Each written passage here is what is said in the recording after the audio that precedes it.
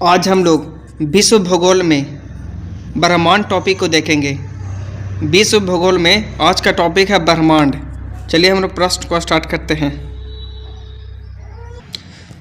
पहला प्रश्न है, आकाश गंगा होता है। आकाश गंगा होता है, इसका आंसर होगा सी, गैलेक्सी आकाश गंगा होता है।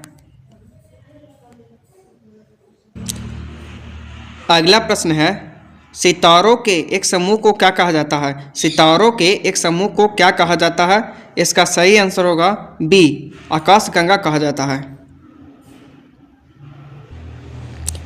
अगला प्रश्न है, दूसरा नंबर, ग्रहों की गति के कानूनों की खोज किसने की थी। ग्रहों की गति के कानूनों की खोज किसने की थी, इसका सही आंसर होगा सी, केपलर ने किया था।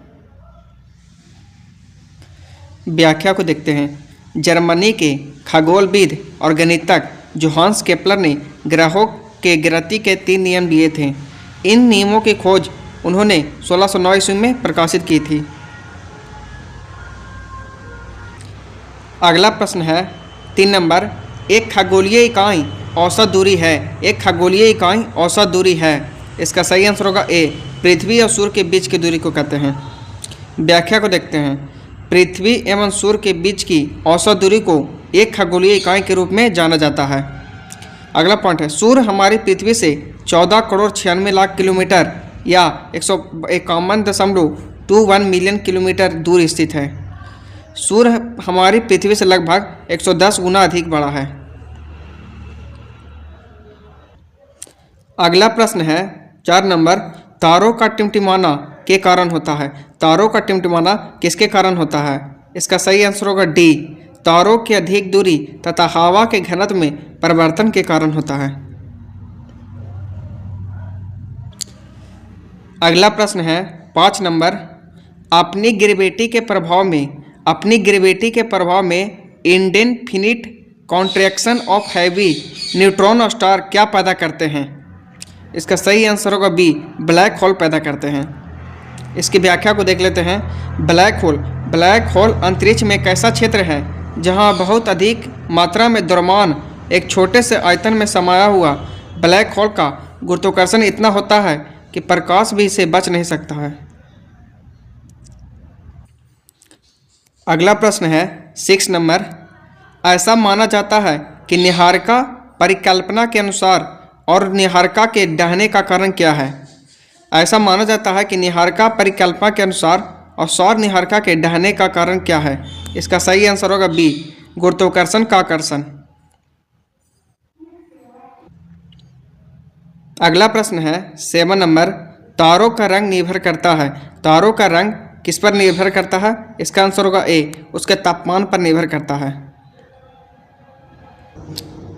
अगला प्रश्न है 8 नंबर, ब्लैक होल निम्न से संबंधित है। ब्लैक होल निम्न से संबंधित है, इसका सही आंसर होगा बी, खगोल शास्त्र से संबंधित है ब्लैक होल। अगला प्रश्न है 9 नंबर, निम्नलिखित में से किनके मध्य की औसत दूरी पर एक खगोलीय इकाई होती है। निम्नलिखित में से किनके मध्य की औसत दूरी पर एक खगोलीय इकाई है, इसका सही आंसर होगा ए, पृथ्वी और सूर्य के बीच की दूरी के बीच। व्याख्या को देखते हैं। पृथ्वी और सूर्य के बीच की औसत दूरी को एक खगोलीय इकाई कहते हैं। यह लंबाई मापने की इकाई है। खगोलीय इकाई को कैपिटल AU या स्मॉल AU या A.U या UA से दर्शाया जाता है।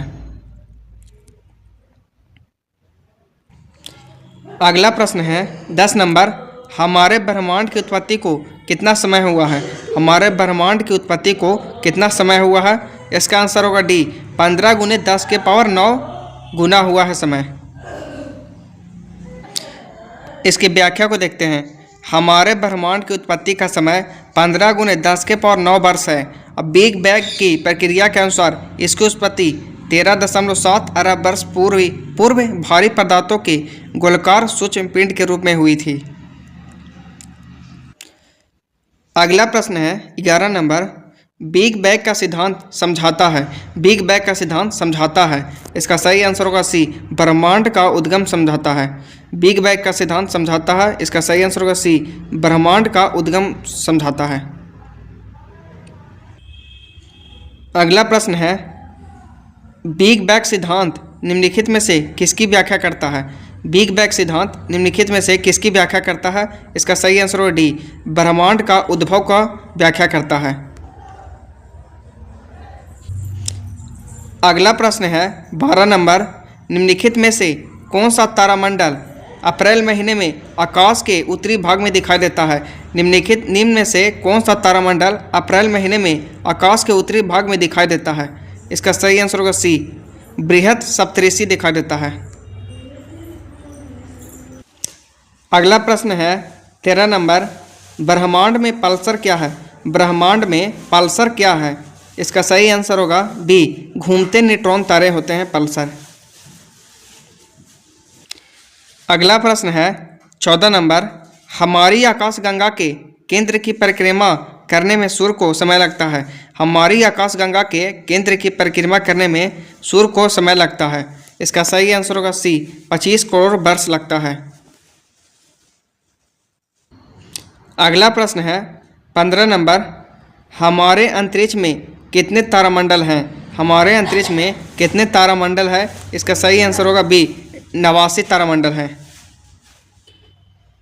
व्याख्या को देखते हैं। अंतर्राष्ट्रीय खगोलीय संघ IAU के अनुसार हमारे अंतरिक्ष में आधिकारिक रूप से 88 तारामंडल होते हैं। आकाशगंगा में मौजूद तारों के समूह को तारामंडल या नक्षत्र कहते हैं और कुछ स्रोतों में 89 तारामंडलों का उल्लेख भी है, तो यही भी मान है। NCERT सार संग्रह से हम लोग विश्व का भूगोल का सब्जेक्टिव क्वेश्चन थोड़ा सा देखेंगे।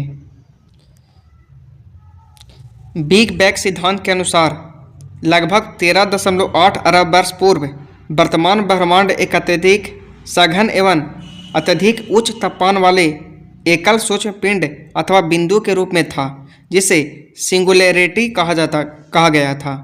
इस पिंड में एक महाविस्फोट के पश्चात ब्रह्मांड का प्रसार प्रारंभ हुआ, जो अनवरत जारी है। अगला पॉइंट है, महाविस्फोट सिद्धांत किससे संबंधित है? महाविस्फोट सिद्धांत किससे संबंधित है? इसका आंसर होगा ब्रह्मांड की उत्पत्ति से है। अगला पॉइंट है, तारों का रंग किसका सूचक है? तारों का रंग किसका सूचक है? इसका आंसर होगा उसके ताप का है। अगला पॉइंट है, पृथ्वी से स्वधिक निकट का तारा कौन सा है? पृथ्वी के स्वधिक निकट का तारा कौन सा है? इसका आंसर होगा सूर्य होगा। अगला पॉइंट है, हमारी आकाशगंगा दुग्ध मेखला किस आकार की है? हमारी आकाशगंगा दुग्ध मेखला किस आकार की है? इसका आंसर होगा अंडाकार या सर्पिलाकार है। अगला पॉइंट है, आधुनिक खगोल शास्त्र का जनक किसे कहा जाता है? आधुनिक खगोल शास्त्र का जनक कोपरनिकस को कहा जाता है। अगला पॉइंट है, पृथ्वी गोलाकार है यह सर्वप्रथम किसने कहा था? पृथ्वी गोलाकार है यह सर्वप्रथम किसने कहा था? इसका आंसर होगा पाइथागोरस ने कहा था। अगला पॉइंट है, मंदाकिनी का सबसे चमकीला एवं ठंडे तारों का क्षेत्र कौन सा है? मंदाकिनी का सबसे चमकीला एवं ठंडे तारों का क्षेत्र कौन सा है? इसका आंसर होगा ओरियन नेबुला है। अगला पॉइंट है, तारों की आयु किस आधार पर ज्ञात की जाती है? तारों की आयु किस आधार पर ज्ञात की जाती है? इसका आंसर होगा तारों द्वारा मुक्त ऊष्मा के आधार पर। अब हम लोग ब्रह्मांड से संबंधित प्रमुख अवधारणाओं को देखेंगे। पहला खगोल शास्त्री थे क्लॉडियस टॉलमी, जो मिस्र यूनान के थे, 140 ईसा पूर्व बोले थे।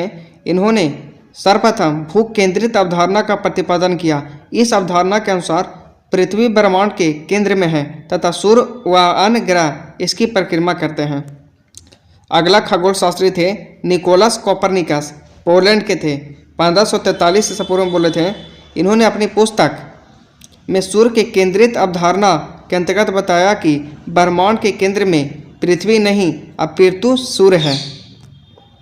अगला पॉइंट है, महाविस्फोट सिद्धांत बिग बैंग थ्योरी का प्रतिपादन जॉर्ज लेमेंत्रे के द्वारा किया गया था।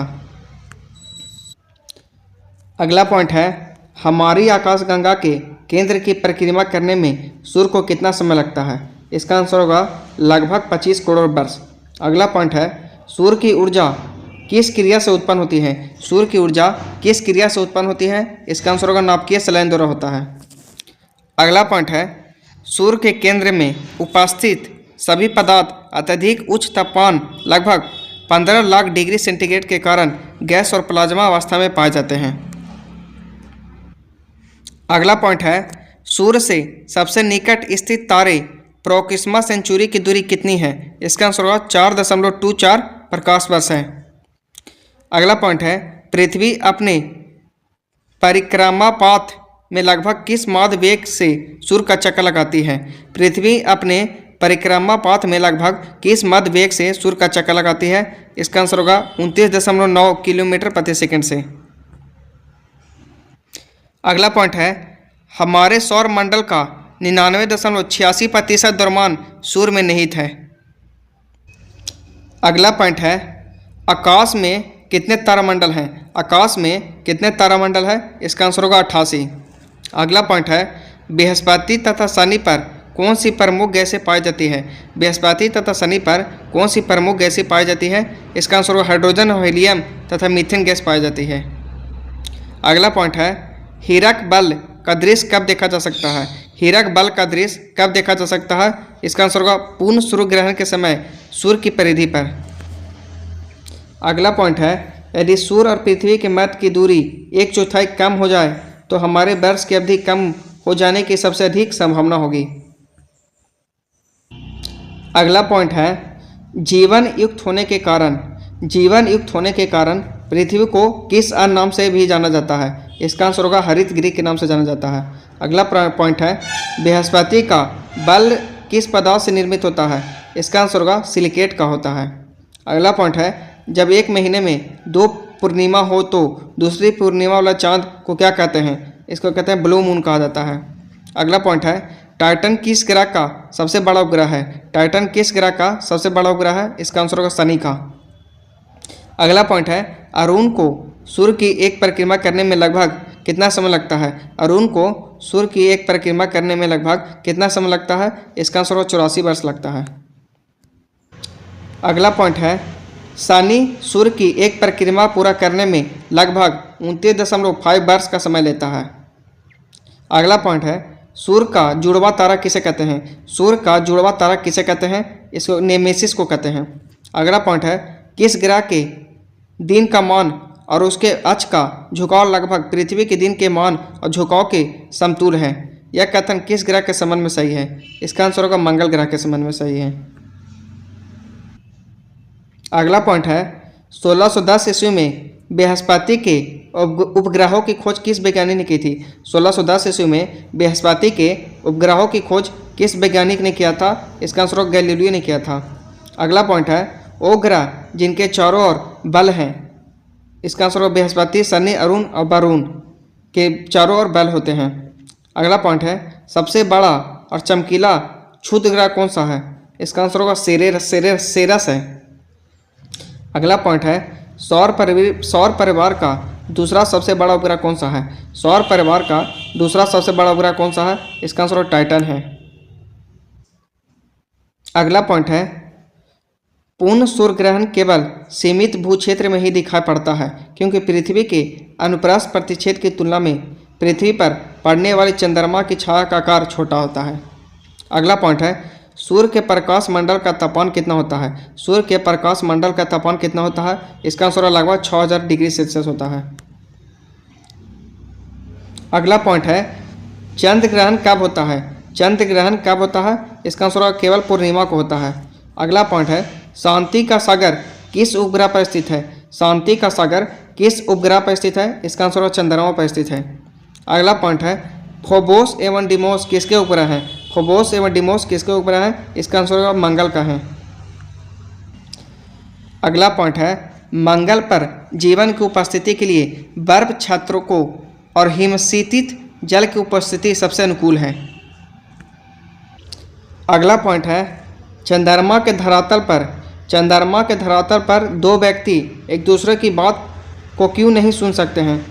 इसका आंसर होगा चंद्रमा पर वायुमंडल के अभाव के कारण। अगला पॉइंट है, जब अर्धचंद्र होता है तो सूर्य, पृथ्वी तथा चंद्रमा के मध्य का कोण होता है? इसका आंसर 90 डिग्री होता है।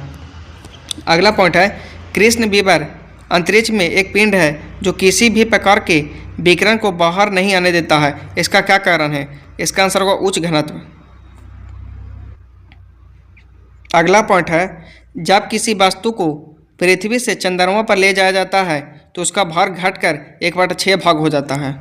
अगला पॉइंट है, तारों के नष्ट होने के लिए कौन सी आकाशीय परिघटना उत्तरदायी है? इसका आंसर होगा कृष्ण विवर या कृष्ण छिद्र। अगला पॉइंट है, कृष्ण छिद्र सिद्धांत को किसने प्रतिपादित किया था? कृष्ण छिद्र सिद्धांत को किसने प्रतिपादित किया था? इसका आंसर होगा एस चंद्रशेखर ने प्रतिपादित किया था। अगला पॉइंट है, सबसे चमकीला तारा कौन सा है? सबसे चमकीला तारा कौन सा है? इसका आंसर होगा साइरस या डॉग स्टार है। अगला पॉइंट है, सूर्य ग्रहण कब होता है? सूर्य ग्रहण कब होता है? इसका आंसर होगा केवल अमावस्या के दिन होता है। अगला पॉइंट है, एक निश्चित आकृति में अवस्थित तारों का समूह क्या कहलाता है? एक निश्चित आकृति में व्यवस्थित तारों का समूह क्या कहलाता है? इसका आंसर नक्षत्र कहलाता है। अगला पॉइंट है, ब्रह्मांड में सबसे दूर स्थित तारा कौन सा है? ब्रह्मांड में सबसे दूर स्थित तारा कौन सा है? इसका आंसर होगा इकारस है। अगला पॉइंट है, तारों के मध्य दूरी ज्ञात करने की इकाई कौन सी है? तारों के मध्य दूरी ज्ञात करने की इकाई कौन सी है? इसका आंसर होगा प्रकाश वर्ष है। अगला पॉइंट है, पृथ्वी के परता घूमने वाले कृत्रिम उपग्रह से बाहर गिराई गई गेंद पृथ्वी के परता उपग्रह के समान आवर्तकाल के साथ उसकी कक्षा में घूमती रहेगी। अगला पॉइंट है, ध्रुव तारा किस तारामंडल की ओर संकेत करते हैं? ध्रुव तारा किस तारामंडल की ओर संकेत करते हैं? इसका आंसर होगा सप्तऋषि तारामंडल की ओर संकेत करते हैं। अगला पॉइंट है, मंगल और बृहस्पति की कक्षाओं के मध्य सूर्य की परिक्रमा करने वाला आकाशीय पिंड को क्या कहते हैं? मंगल और बृहस्पति की कक्षाओं के मध्य की सूर्य की परिक्रमा करने वाले आकाशीय पिंड को कहते हैं। इसका आंसर होगा क्षुद्र ग्रह कहते हैं। अगला पॉइंट है, उल्का को कहते हैं। उल्का को कहते हैं, इसका आंसर होगा टूटता हुआ तारा कहते हैं। अगला पॉइंट है, ग्रह और उपग्रह की संख्या। पृथ्वी के उपग्रहों की संख्या 1 है, मंगल के उपग्रहों की संख्या 2 है, बृहस्पति के उपग्रहों की संख्या 95 है, शनि के उपग्रहों की संख्या 146 है, अरुण के उपग्रहों की संख्या 28 है, वरुण के उपग्रहों की संख्या 16 है। वर्ष 1984 में बी गार्डनियर, जोसेफ फॉरमैन तथा जे सांकलिन द्वारा ओजोन क्षेत्र की खोज की गई थी। अगला पॉइंट है, वो 2 ग्रह जिनके कोई उपग्रह नहीं हुए हैं। वो 2 ग्रह जिनके कोई उपग्रह नहीं है, इसका आंसर बुध और शुक्र है। अगला पॉइंट है, जब दिन और रात की अवधि बराबर होती है तो सूर्य की किरणें सीधे पड़ती है। इसका आंसर भूमध्य रेखा पर पड़ती है। अगला पॉइंट है, हेल्प बॉब तथा हेली क्या है? हेल बॉब तथा हेली क्या है? एक आंसर होगा पुछल तारा है। ग्रहों से संबंधित महत्वपूर्ण तत्व को देखेंगे अब। सूर्य से निकट ग्रह कौन सा है? सूर्य से निकटतम ग्रह कौन है? इसका आंसर वो बुध है। पृथ्वी से निकटतम ग्रह है शुक्र है। स्वधिक गर्म ग्रह है शुक्र। सूर्य से स्वधिक दूर स्थित ग्रह वरुण है। सबसे बड़ा ग्रह बृहस्पति है। सबसे छोटा ग्रह बुध है। स्वधिक घनत्व वाला ग्रह पृथ्वी है। स्वधिक चमकीला ग्रह शुक्र है। लाल ग्रह मंगल को कहा जाता है। भोर का तारा शुक्र को कहा जाता है। शाम का तारा शुक्र को कहा जाता है। पृथ्वी का जुड़वा बहन या कहा जाता है शुक्र को। छल्ले वाला ग्रह बृहस्पति, शनि, अरुण और वरुण है। सबसे लंबे वर्ष वाला ग्रह वरुण है। सबसे छोटे वर्ष वाला ग्रह बुध है। स्वधिक तपांतर वाला ग्रह बुध है। स्वधिक उपग्रह वाला ग्रह शनि है। अगला पॉइंट है, हरे रंग का दिखाई देने वाला ग्रह है अरुण। धुरी पर स्वधिक तीव्र परिभ्रमण गति वाला ग्रह है बृहस्पति। अगला पॉइंट है, न्यूनतम परिभ्रमण गति वाला ग्रह है शुक्र। समान परिभ्रमण एवं परिक्रमण अवधि वाला ग्रह है शुक्र। पृथ्वी के समान अवधि के दिन वाला ग्रह है मंगल। पृथ्वी के समान अक्षीय झुकाव वाला ग्रह है मंगल। पृथ्वी के समान परिभ्रमण अवधि वाला ग्रह है मंगल। सूर्य से पश्चिम की ओर परिभ्रमण वाला ग्रह है शुक्र और अरुण। उत्तर से दक्षिण की ओर परिभ्रमण वाला ग्रह है अरुण। स्वधिक तीव्र गति से परिक्रमा करने वाला ग्रह है बुध। न्यूनतम गति से परिक्रमा करने वाला ग्रह है वरुण। वो ग्रह जिस पर सूर्योदय पश्चिम दिशा में होता है वह है शुक्र और वरुण।